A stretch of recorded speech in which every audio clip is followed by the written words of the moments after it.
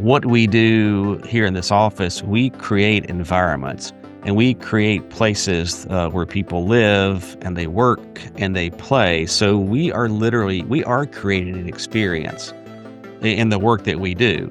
I think our clients have come to understand and expect that there's an experience that they're having that is not in the portfolio.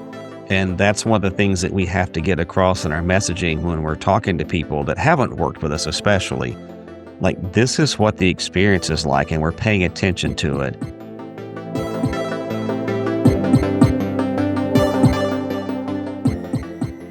This is the Intangible Brand, where we uncover the connections between employee experience and client experience, and the hidden forces that make brands stick. I'm your host, Jerry Gennaria. Today's episode is a little different. It's not just our first episode, but it's also your chance to meet my co-host, Carl Winstead. Carl's a partner at Cline, a Raleigh-based architecture firm where he serves as their Chief Experience Officer.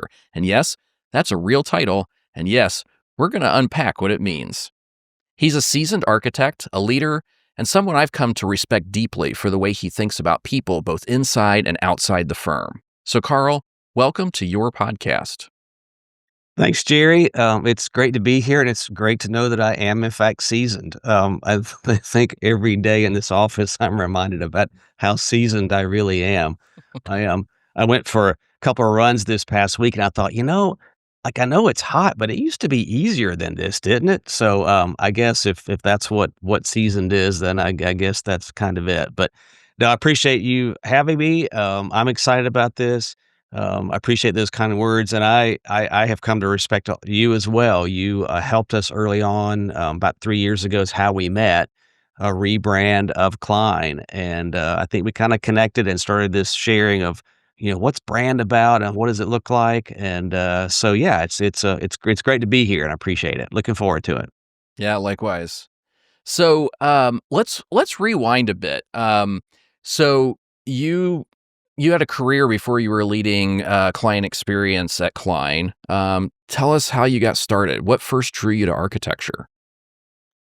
That's rewinding a lot. Let's see. I would have to go back to sixth grade, Jerry. It's Okay. interesting. In sixth grade, my family were down in Atlanta for a meeting with my dad, and we happened to walk through the Hyatt Regency Atlanta at night. And as a little sixth grader, I hadn't seen anything like that. And if anybody knows that project, it was sort of futuristic at the time. It was a 22-story lobby with glass elevators and Oh, wow. hanging hanging ivy and all this kind of cool stuff. And as a little sixth grader, talking about an experience. I had an experience, and it was one of those things where afterwards I couldn't stop thinking about it, and that led me to starting to explore what is architecture and what are these places and what is a space and how cool is it that a space could make you actually feel something and experience something. And there's probably a little intangible brand story in there about Hyatt that we probably could dive into at some point. But that really kind of started this pathway of just discovering design and being drawn into it. And I would say, except for a little window right in high school where I thought maybe I will do graphic design and I'll do advertising or marketing. Pretty much architecture has really that's been kind of where it led to and really where it is today. Now, yes, you're right. It's gone a little bit different here lately, but really I've sort of traced those roots back pretty far. It's amazing how much those childhood experiences that we have can be so formative to life later on. So that's an interesting path, and you've really had a career that's kind of evolved as you've had your own firm and then joined Cline a few years ago. Tell us a little bit more about some of those moments in that journey, in that path that has led you to wanting to focus on being a chief experience officer. Yeah. Well, first of all, I didn't know it's what I wanted to be. So that's kind of a piece right there. But you're right. I started the normal path that most people do. Got out of school, went to work for a firm, got my licensed, and then I thought, I think I'd like to try this on my own. Which you everybody goes like, why would you try it on your own? And now looking back, I'm like, yeah, I don't know why you do that, but I did. So yeah, for 25 years almost, I had my own firm, and there were times where there were 2 of us, there were times when there were 12 of us. And so it was, there was a lot of sort of up and down, which you would expect in a small business. And at the time, our workload, we did lots of different kinds of work. One of the things that I started doing some though was Greek housing, fraternity and sorority work. And it kind of dovetailed in the fact that I was also doing at the time, I was doing some facilitating and some volunteering for my national fraternity. And so I started this kind of like leadership kind of thing that started happening.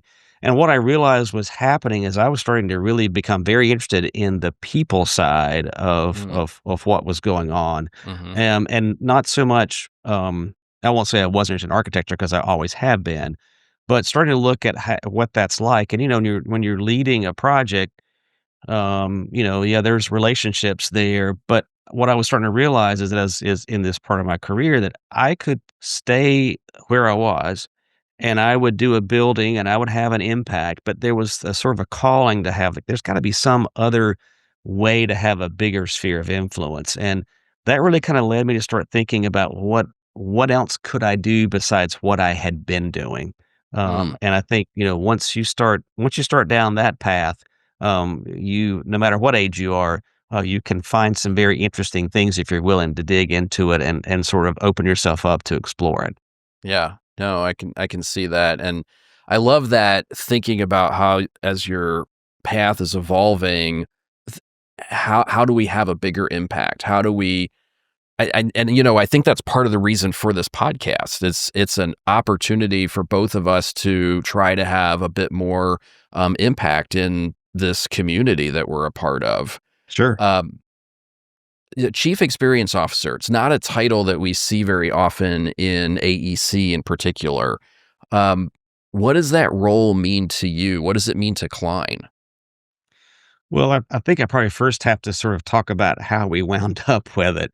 Because again, as I mentioned, I had no idea what it was.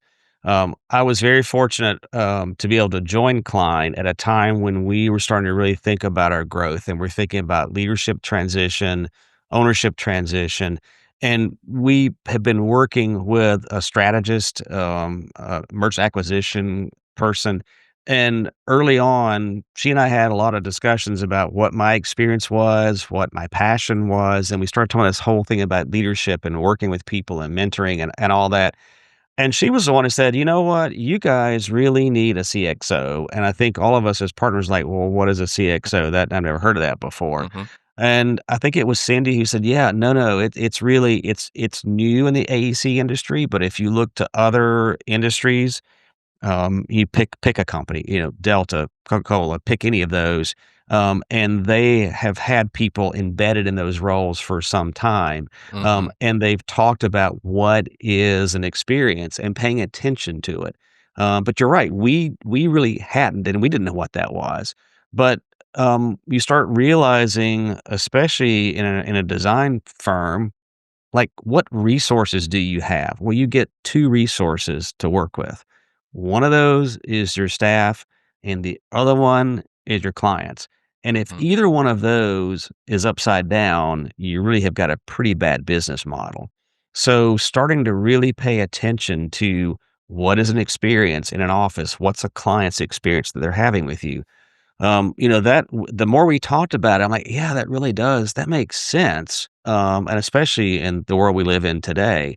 And so, I really got to kinda help write my own job description, which doesn't happen very often. And so, yeah, so we've created this, and, I think we're into now almost year number 3 of it. So, yeah, we're still experimenting though. definitely. Um, you and I have talked a lot about internal culture and how it shows up externally, and that's, I think, a bit of what you were just, talking about. In your mind, how do the beliefs and values that your team has, that the firm has, how does that affect the brand that your clients are actually experiencing? That's a really good question. You know, when we think about experience of architecture, and maybe that's may even be easier in some respects, because even going back to my early story, what we do here in this office, we create environments and we create places where people live and they work and they play. So we are creating an experience Hmm. in the work that we do. So there's no escaping that. Whether it's a good experience or a bad experience, we create something. But I think the other piece of that is to think about that's the easy, like, yeah, that makes sense. That's what we do. But what is the experience that we're having within our own four walls? As we interact with our clients, how are we behaving? How are we interacting? How are we engaging? How are they engaging with us?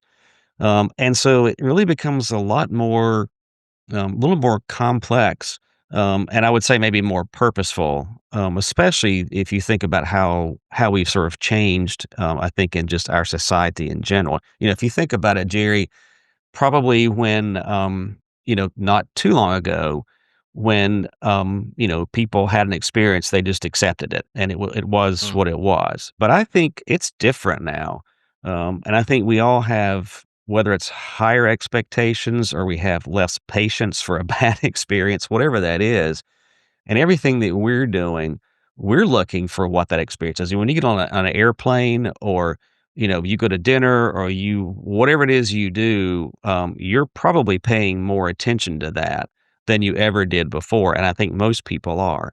And I think that's the same thing is true in our office. Like, people are paying attention to that more. They're expecting more, they need more, they want more. And if you're not being, again, aware of that, I think it's not gonna play out well. Right. Yeah, I definitely agree that we've have this heightened sense of what is a good experience. I blame companies like Disney who are constantly pushing the Yeah, envelope of what a good experience is.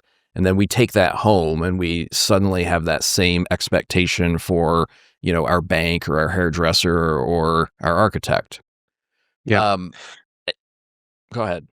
Well, I was gonna say too, I think maybe, some of our definitions are a little more, um, maybe they're perceived different than they used to be. It's funny, I had a conversation just last week with a small group in our office, and we talked about the word corporate.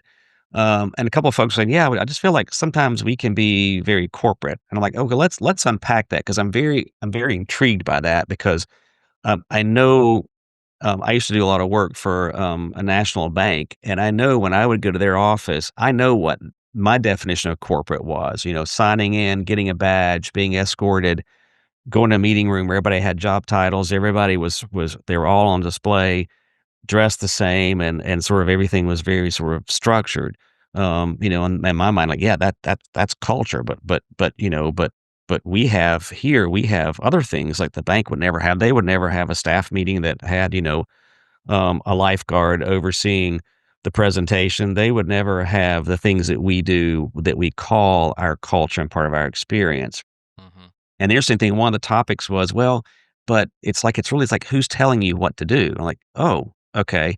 So in some people's minds, the idea of the definition of corporate and the corporate experience wasn't about, oh, here's your time, you just got to be here. Here's the dress code. It was really about, how are we getting and giving information to our staff, and how are they interacting with us, and when is it more of a coaching and more of being told something. So I think when we talk about experiences, we have to think about definitions sometimes are seen and perceived differently than maybe they used to be. Hmm. Yeah, that's interesting. Um, I hear people talk about, corporate and that, oh, that's corporate. And, as a design firm, we have a lot of folks that are, and I think very similarly allergic to the idea of corporate, but I've never really given a lot of thought to, well, what does that mean to them? Yeah, I think maybe I've been in the same place as you. It's about, having to wear a suit or knowing what the dress code is or that sort of thing. But the idea of the impact that you're having and how is information being communicated to you and what does that mean in terms of your career, that's an interesting place to yeah. go. Well, think about the expectations that probably, we had, or I would say I had, because I'm more seasoned than you are. Think about, those first couple of jobs being like, I don't think I questioned anything. I was like, "I've got a job. I'm happy to have it. Here's where I'm supposed to sit. Here's my task, and, here's the timesheet I fill out." And that sort of was just it just that's just sort of what you did, and we weren't I don't think we were quite so aware of what we could be getting from other people so much.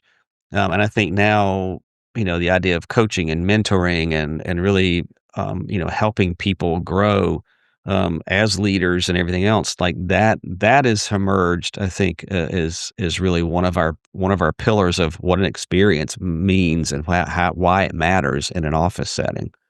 Right. I think in this AEC space, a lot of firms put a lot of attention, and rightly so, on their portfolio, and that the work Mhm. should really speak for them. Um, so, i- you've been an architect, you still work on some projects, but you're also thinking about this brand experience and this employee experience and client experience. Why do you think the experience matters so much, or maybe matters the most when it comes to a brand of professional services?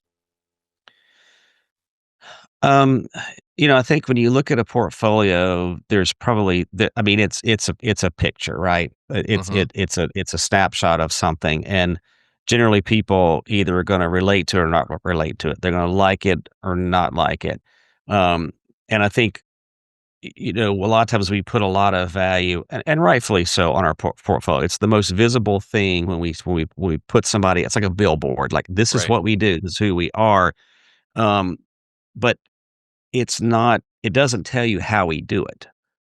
Hmm. And, Hmm. I think if you start looking around, how you do it is becoming, I think, even more so. I mean, it's becoming really important.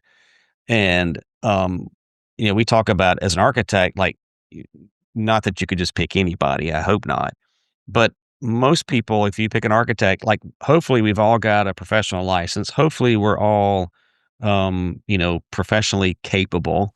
Hmm. And hopefully you can find there are plenty of folks that are talented and can do great design work. But the thing is, again, how do they do it? How does it feel when you're working with them? And I think our clients have come to understand and expect that there's an experience that they're having, that is not in the portfolio. And that's one of the things that we have to get across in our messaging when we're talking to people that haven't worked with us, especially. Hmm. Like, this is what the experience is like, and we're paying attention to it. One of the things that we're teaching our teams is how to be aware of, what you're saying, what you're doing, the experience that you're having working with the client, but what do you think they're having? Because it's not really just about the pretty picture. It's about how you get there. And if you think about a design project, they're years in the making. And especially the work that we do, 3 or 4 years from start to having a project finished, that's not uncommon. 4 years is a long time to have a miserable experience. Yeah. Um, and I think that the other thing you have to think about too, especially in our industry, is you have to think about, like, everything that touches that client is part of their experience. And, if you're working with somebody and you're having a great day and everything's are going great, that's perfect. But what happens when it doesn't go well? What Hmm. happens? What's that experience like? And even thinking about things like your invoices. Like, your client can be having a great experience with Mary, the project manager, and loves everything about it. But once a month, when your firm's invoice shows up and it is hard to read or hard to understand, or it's like, why is somebody calling me or not calling me? Like, that touch point by itself can derail all the goodwill that you're doing. And the same thing is true with an employee. You can be having, you can be celebrating birthdays, and you can be having pizza parties, you can be doing all those kind of things. But what's it like, when, they're having a bad day, or they're at a point that they need some mentoring and some help, and, where is that support? What is that experience? And again, that experience can start from the before they do a job interview all the way through to, if somebody leaves, an exit interview. All of that Right. is part of that, employee experience. Yeah. Do you think that do you think that a better client experience results in better work? Um, yes.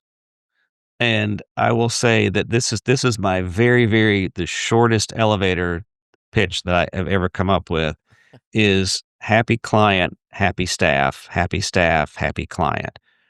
Um, and I think that,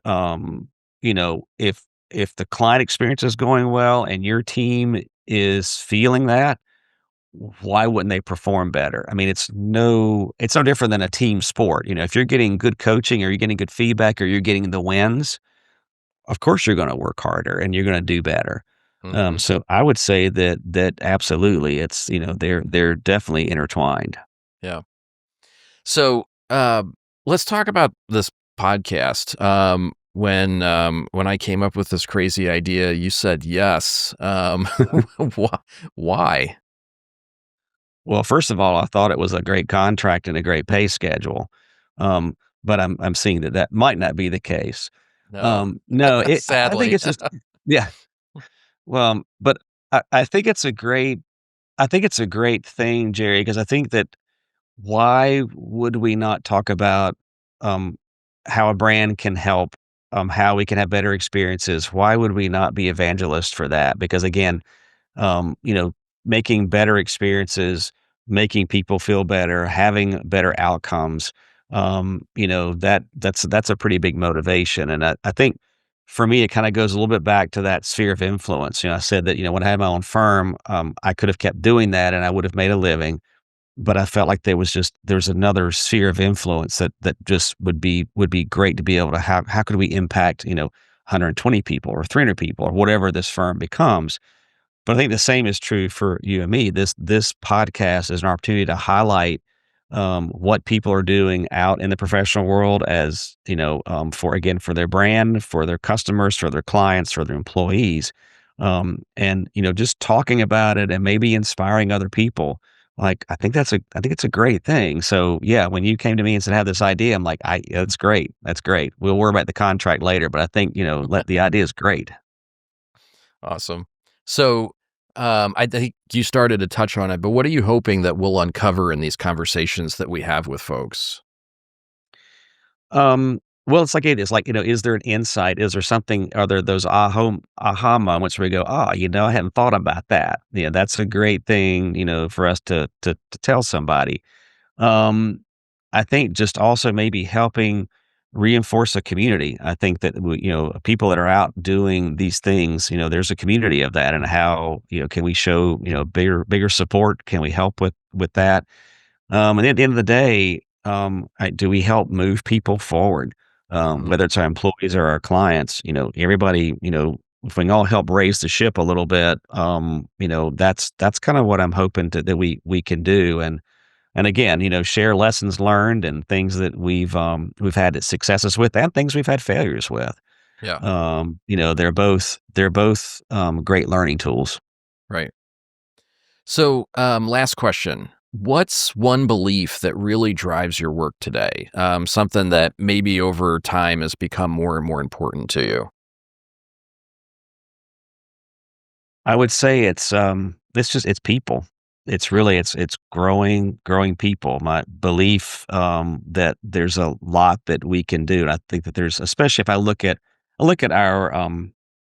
our younger folks, and I think that they're really kind of hungry for leadership. They're hungry for mentorship and coaching, and our clients are becoming younger too. They're kind of looking for all that as well. So I guess my personal driver is really, how to sort of move the ball for everybody, Mhm. and improve, what we do and how we do it. I always had kind of a sort of a when I was thinking about my career change, I had a sort of quote in my head. And it was, "Life is long and life is short." Either way, life is too long to make a bad choice, and life is too short to make a bad choice, or Mhm. or to be unhappy or not be kind of driving something in a way that you think is positive. Yeah. No, that's great. Carl, thank you for sharing this journey with me, for your story, for your perspective, for your friendship over the years. I value that as much as anything. And Having you on this journey with me is amazing. And I think this show is going to be something pretty special. I think we've got some great guests lined up ahead of us. So, to everyone that's listening to us, if you're in professional services, if you lead a team, if you've ever wondered why, some brands just stick, I think this show is the show for you. In our next episode, Carl turns the tables on me. And until then, I'm Jerry Gennaria. And I'm Carl Winstead. And this is the Intangible Brand. Thank you.